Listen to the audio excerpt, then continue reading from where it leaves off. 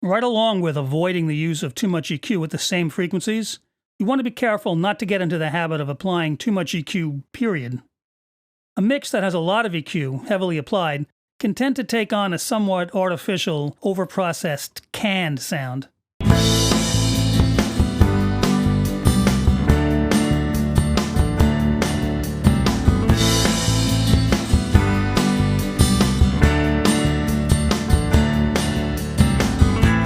This may be obvious, or it may be subtle, subconsciously inducing listening fatigue instead of drawing the listener in, as a good mix should do. It's kind of like when you go to the electronics store to pick out a new flat screen, and they have the color intensity cranked up, so every TV seems to have colors that jump out at you. This may be initially appealing for a few minutes under the fluorescent lights, but when you get the screen home, those same settings usually turn out to be clearly oversaturated, and you have to switch the set from its store display mode to its more well-balanced home use mode, which is what the picture looks like when the image is properly balanced. EQ in a mix can work the same way. A lot of it may be initially appealing, but it gets old fast, and almost any mix will be better with a more subtle application. So, why do people tend to turn so readily to EQ and sometimes go overboard with it? Well, while some effects, like compression for example, may impart a very subtle tonal or textural shift as they do what they do, EQ lets you hear what it's doing immediately. Even novice engineers or mixers have no trouble perceiving its effect on the sounds being tweaked. It's also a lot easier for someone who's new to mixing and processing to get a handle on the use of EQ than it is to master more complex processing like compression and some of the more subtle delay-based effects. So it's tempting for newbies to fall back on EQ every time something in a mix seems to need adjusting. A mostly well-mixed vocal doesn't always float above the tracks efficiently? Add a little presence with EQ.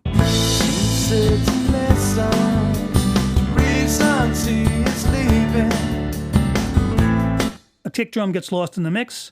Add some thump and snap with EQ.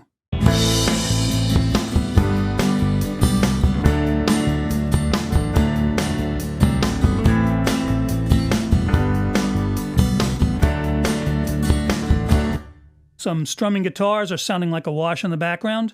Use EQ to crank the upper mids until they're up close and personal.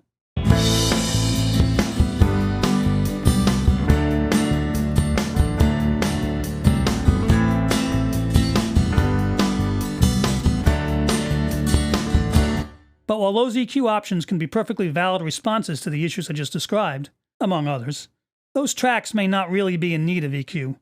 Their tonal balance may be just fine, maybe even ideal, as is, and in that case, another type of processing might be a better choice. For example, if that vocal that seems a bit lost on the track already has a nice round tone, why possibly thin it out too much with added presence to solve what may be more of a level issue? A bit of subtle compression could bring up the softer portions of the vocal wave, keeping it more consistently in the foreground while maintaining its already well-balanced tone.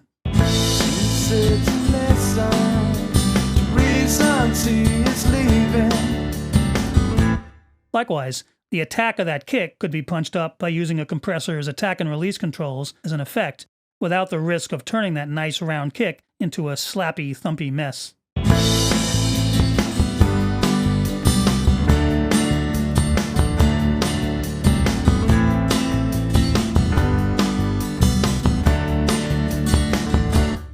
And those strumming guitars might benefit from a short delay for a doubling effect, panning them hard left and right, which will get them out to the edges of the sound field, out of the way of the rest of the tracks, where they'll come through more clearly, without having to bring them forward in the virtual soundstage, when they should really be kept further in the background.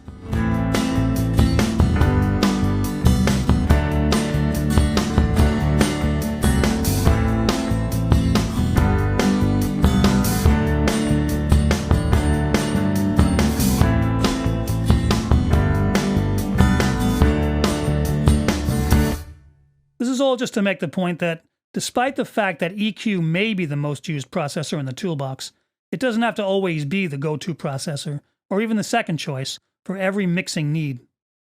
With more experience, mixers come to realize this, and they tend to use EQ much more sparingly, which is probably good advice for any of the processors we rely on nowadays. Back in the early days of the analog era, they only had a few really good hardware processors, so those were applied where it was felt they'd do the most good. Even with the almost unlimited availability of tools like EQ in modern studios and DAWs, that's still a good way to approach processing. Don't fix it if it ain't broke, and use EQ only when it really brings something needed to the table.